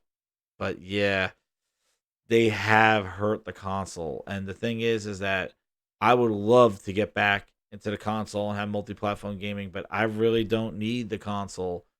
And you're using the PC. Now it's just the quality of games, and that's where I complain. The quality of games is bad, and I hope it's not because of Game Pass. I hope because Game Pass will be the death of Microsoft. And I think so, Raven. I think Microsoft they'll find out, and that's why I hope. And and that's why the grinders over here, let them know. I sent that tweet to Phil. It got some traction. I went over to I went to the Phil Ness. I went at Phil Ness. And here we goes. Oh shit, I'm getting soundboard suggestions from you guys. Thank you. But yeah, well, I'll show you. We got I went to him. Yeah. This was my tweet to him. Because I was on the PlayStation and I saw this section only on PlayStation and I took a shot. I was like, whoa, look at this.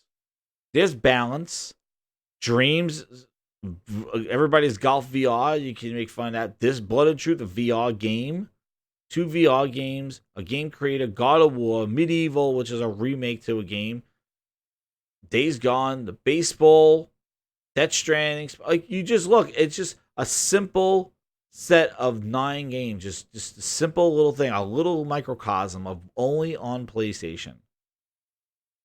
And Xbox needs to have something like that. This identifies the PlayStation. And the thing was that I said to Phil was like, no one needs to fail or be put down. We don't have to say that these games need to fail in order for Xbox to look good. Just you need to do better. You need to say, they got this, we got this. Like Captain America. Like, we did something. We need to compete.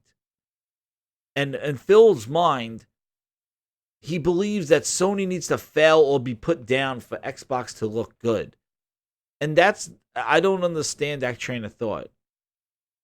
I know they have the IP. We all know that. You hear people talking about they have the IP. And they have the ability to. They got the money, right? They got the money. And this is the biggest thing. And this is where they're losing. And you see. In today's sales, like you see the growth. Look, like is this is not reaching. This is it. Their decline was in 48% decrease in specifically hardware sales. You need to compete for our time and our money to grow gaming. Like, this is real. This is all keeping it 100%. This is what they need to do. They have not competed. Instead, they want to be kumbaya and everybody's my friend. You can't function like that. Sony's not going to be your friend when they announce that PlayStation 5. They're going to tell you everything that thing does that your console doesn't. Everything that they do and you don't. They're coming for you. They're not going to have Xbox on the stage. They're not going to have a Switch in their hand.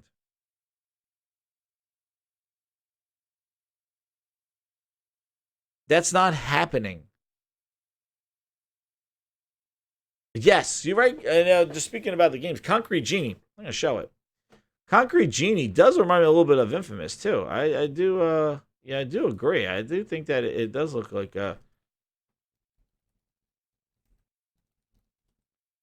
I'm going to show the gameplay here, Concrete Genie here. Where is it? Oh, yeah, here it is.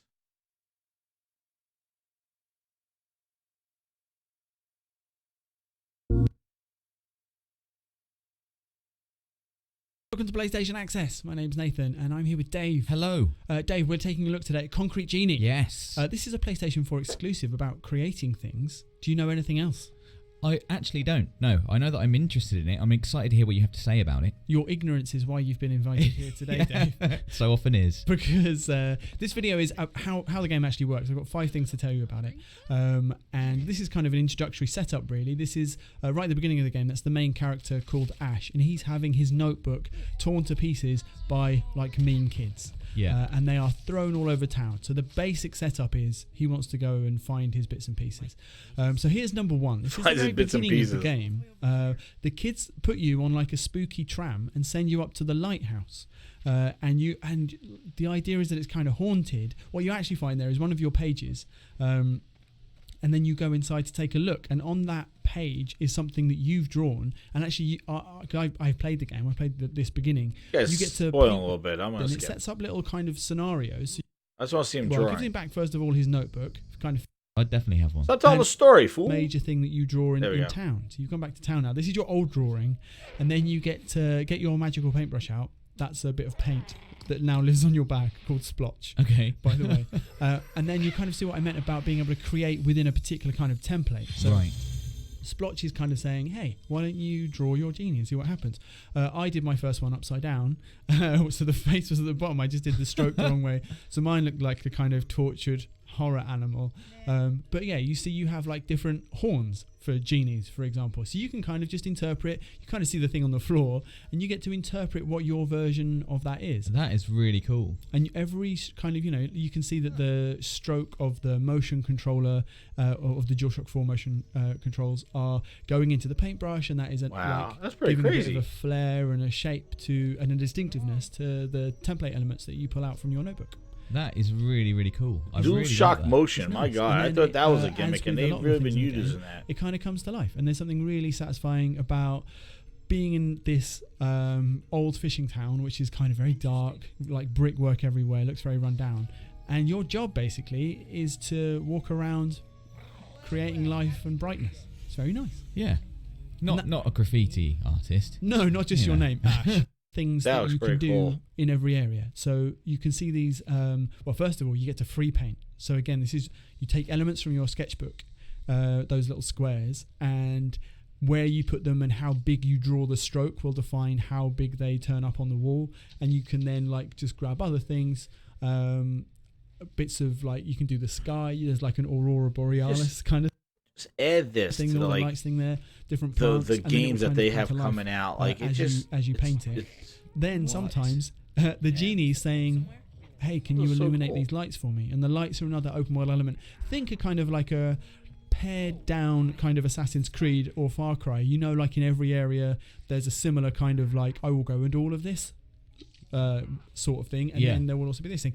The lights are the thing which reclaims every area for you. If you a little bit like Scribble Knots too. Behind the lights, they will he wants lights, so you draw some lights, like almost like a Scribble Knot. Progress goes, and then this is your kind of open world map, and you can switch between lights and the other genies. Oh, that's where you draw them. Okay. You want to get to, and you can kind of show your.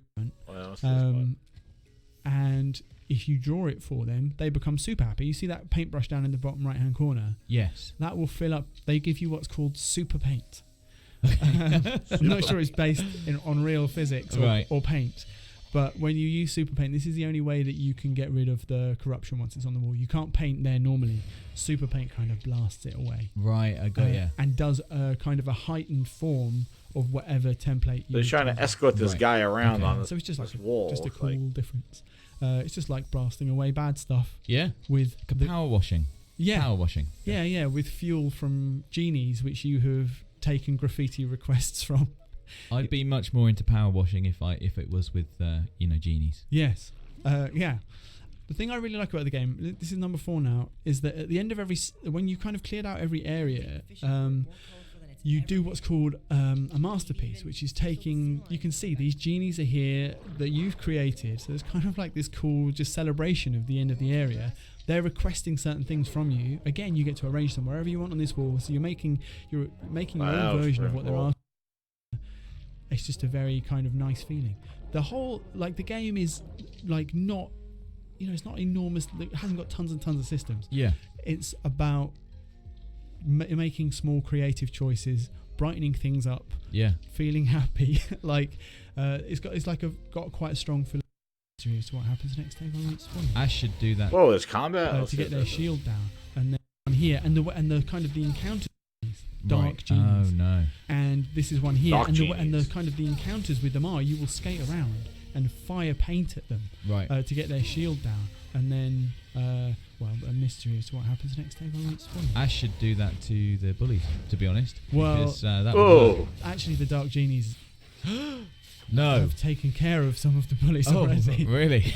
Yeah. That was really. Didn't sound that bad. Cool. Subscribe to PlayStation. Damn, man. I didn't see the full video of that one.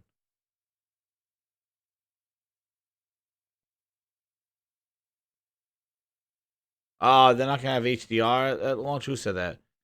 This game looks at HDR. It says about that HDR won't come with game launch. That sucks. But hey, that looks really cool. That's like $30. Yeah, it's like Tim Burton. Like, it's definitely that is a cool game. Yeah, when they showed that at Gamescom, I think they showed it a couple of years ago, a year ago.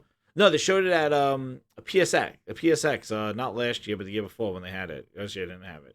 But yeah, that looks really cool. Like that's definitely an element. But you just look at how, that balances out. Like Death Stranding comes out in a month after that in November, and and it's just like a $30 game, and then you got Death Stranding, and then whatever else they announced. But it's just a good balance. The games, exclusive games, only playable there. Uses the motion controller. As much as some people think it's a gimmick, it does work. I use it in Dreams and stuff like that. And really, really interesting. And definitely I like to see that game.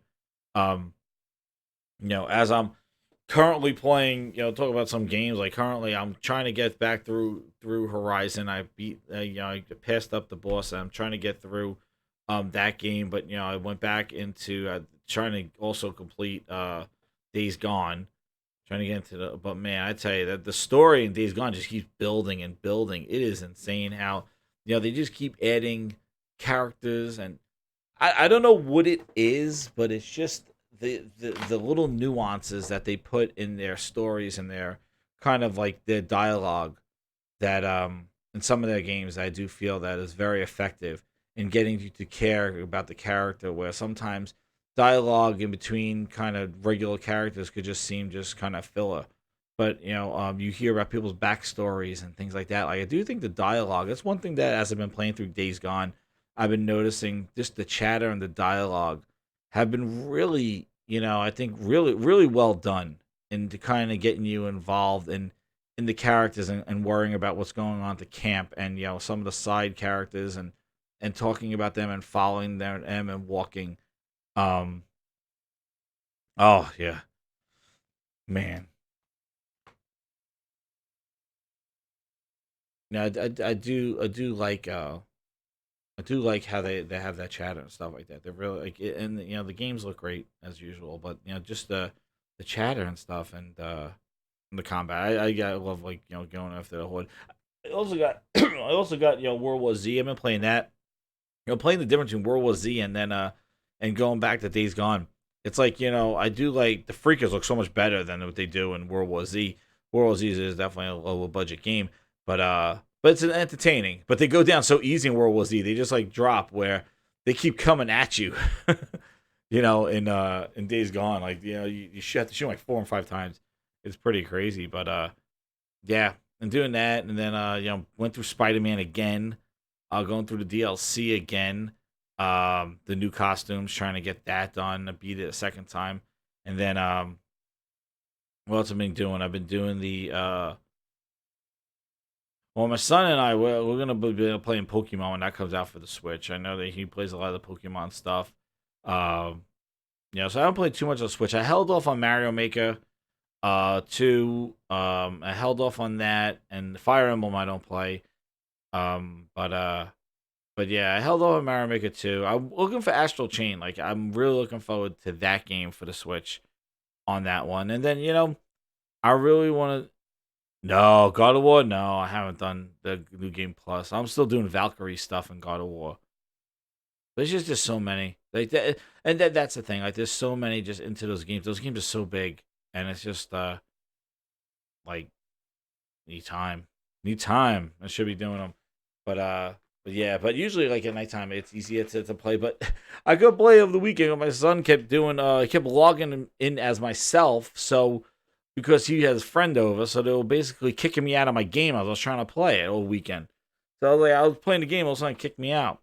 And then I just got into the beta for 7 for the PlayStation. That's why I did this show, because it was downloading the 7. I wanted to play, but I signed up for the beta for the 7. I let my PlayStation do a bunch of reboots. And then what I wanted to try to do is since I still have my month of Game Pass, I wanted to go into, play some of the games too, because I signed up for Gears 5, and I wanted to play some of the, I wanted to see what was going on. Crackdown, see if I could jump in some multiplayer, but I couldn't get in for Crackdown 3 multiplayer. I just wanted to while I had Game Pass, I had it downloaded on my PC from the last time.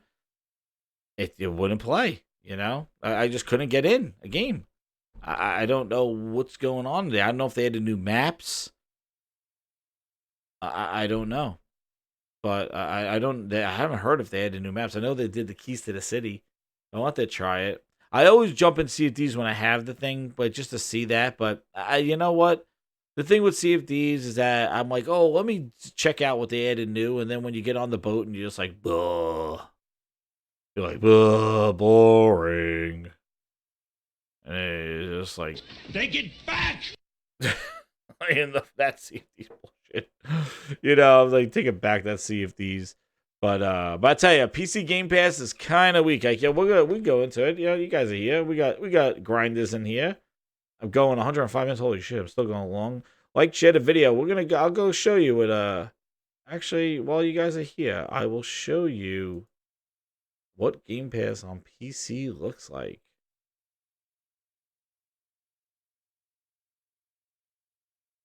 Place looks like a fucking crack house. just messing. But yeah, here's the games here. So I want to show you something funny while you guys are in the chat. This is what they did at PAX East. Like they had this here with what will you play next? And it's like, surprise me. What should I play, Microsoft?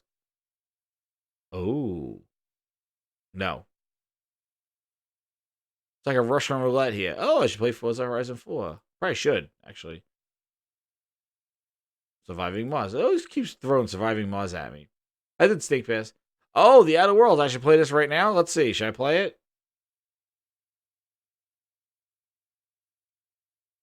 Install? Why would I install it if it doesn't come out until October? Outer Worlds.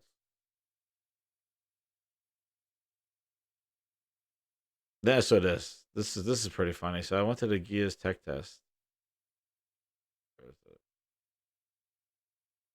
See, this app is weird because this thing doesn't update them. Where is it?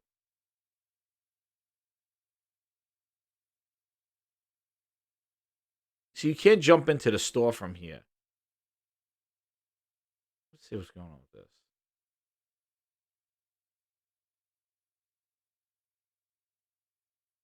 Now let's see if it goes. Nope, goes away. It goes away. Now, you know what? Killer Instinct's been fine for me. I checked it last time. Killer Instinct's been fine. Shit, now like looking at the thing within the thing here. Yeah, Killer Instinct's been fine. For me, but yeah, like that's the Crash the Game Pass there. But I tell you, this app is friggin'. It's really good. I like it, you know. And here's the friends list, as some people question. Like, you know, here's my friends list. You know, so you get friends list, invites. Like, see, I was just interacting with Smooth though when we're trying to get in that game. But yeah, everybody been playing. PS4, Crap Gamers in the store. Moves online. It's late now anyway, right? That's good. TV. Phil Spencer's still in Dead by Daylight. Ness, go get him. But yeah, friends list is like built into it. It's pretty cool. And then the store. But this app is really cool. I do think that this is gonna be, and then they had the launchable games here. I do think that this is probably gonna be like, you know, when they're doing their update to their Xbox, you know, they're gonna kind of follow this kind of layout. Your games here, and your social stuff here. Like, but real simple. Game Pass, store, social. Interesting though, no kind of mixer or anything like that. You know, here. You know, and then always like, I think it's what I don't know if it's this. There's the Windows game bar. Like, this thing's pretty awesome. You know, here's the CPU performance or whatever that is. But here you got the broadcast capture. Friends list is right here, so you can just send invites like right to your friends list. It's pretty cool. Yeah, all from the controller you can do it, and you can adjust the thing. So I do like that. That definitely turns it more into a console.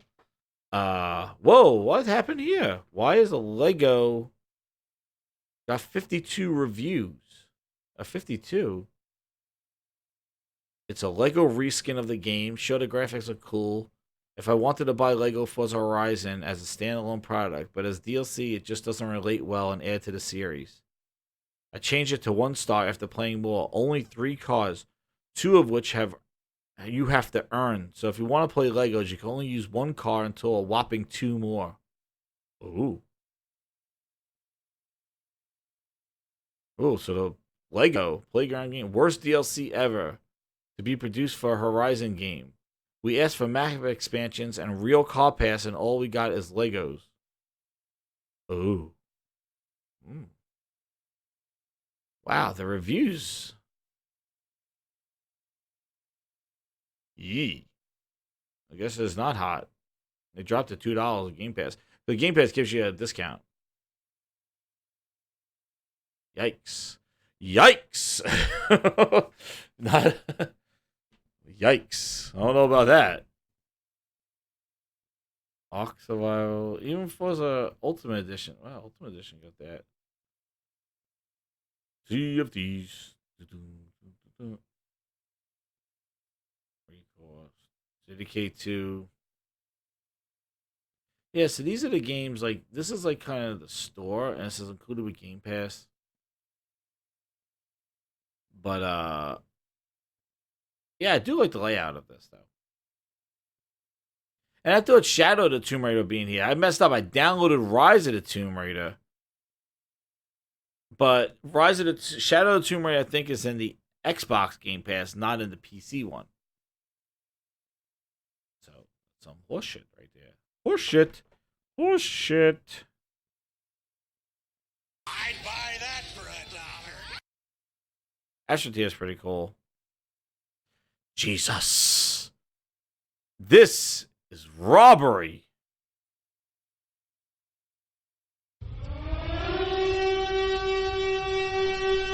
You are still charging $60 for Crackdown 3.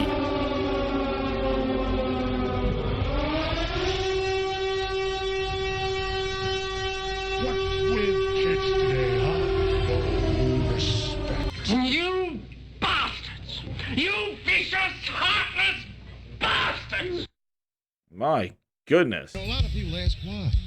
Why treat the customer this way? Why? Because fuck them, that's why. Man. That deserves a double one. A lot of people ask why. Why treat the customer this way? Why?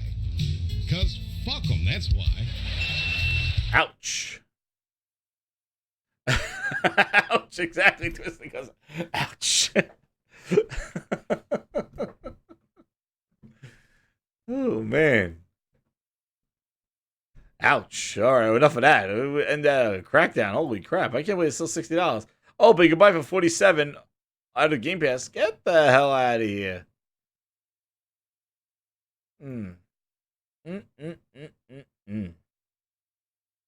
My goodness. Yeah, but I do like the layout of the app.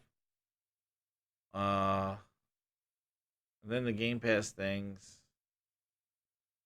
Here. Oh, sorry. I want to show you. Here's all the Game Pass games for Game Pass and PC, if you want to see.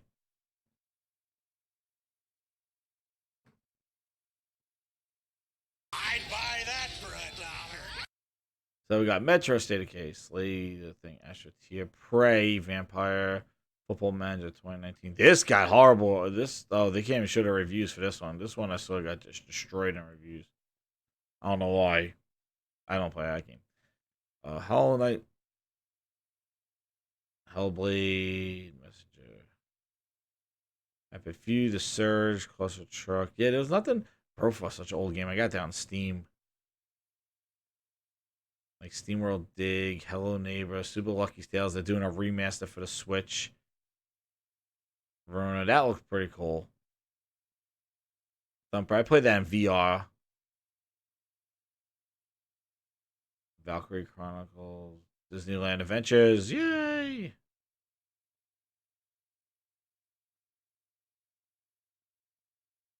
Snake Pass,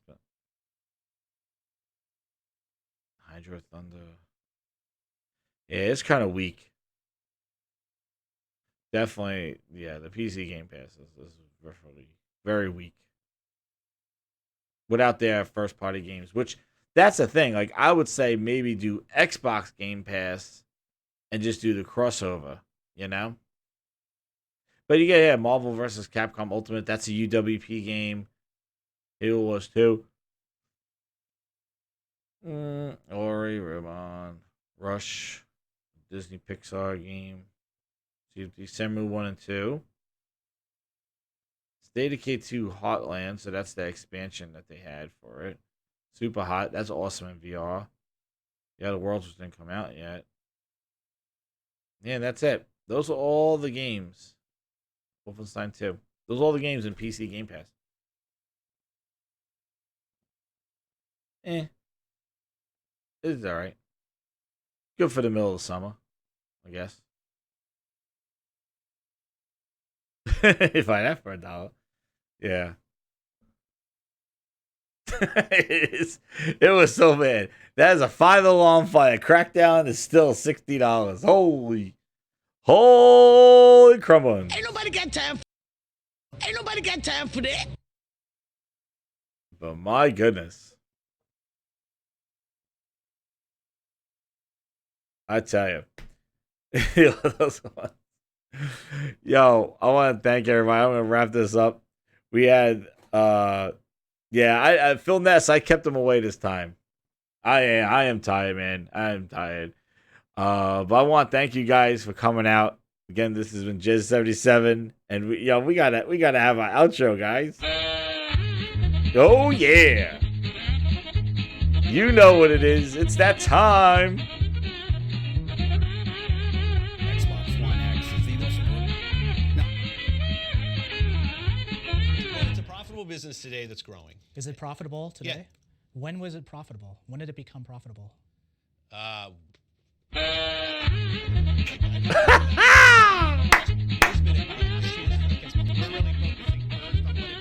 All right, guys. Well, thank you very much. It's been Jizz7780. I am out. Grinders, spread the news. Talk to you guys later. Thanks. Yeah, the Xbox business has continued to grow. We continue to invest in it. I would say it's not a business that we try to maximize the profitability. We see it as a growth business. Bullshit. Shit! You All of it. Into the boat. Into the... Get to the chopper! I do not want to touch his ass. I want to make him talk, okay? You know who I am? I've seen you before. You're the asshole on TV. Hey. Later, guys.